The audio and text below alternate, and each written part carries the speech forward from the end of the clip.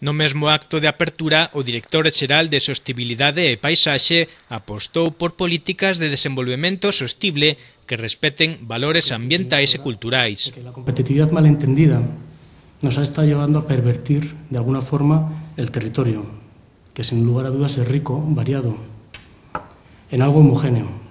Hemos estado compitiendo por ser todos iguales, por conseguir lo mismo que el otro. Hemos estado buscando de alguna forma estructurar el territorio, que todo tenga la misma accesibilidad, los mismos niveles de penetración.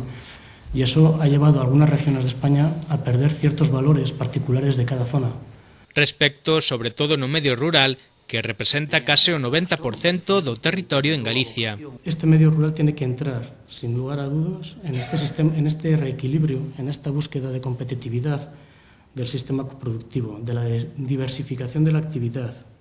Y aquí, desde mi humilde opinión, entiendo que el paisaje entra porque aglutina fenómenos distintos que van desde los físicos y ambientales hasta los culturales, patrimoniales y los económicos sociales. Por lo tanto, para mí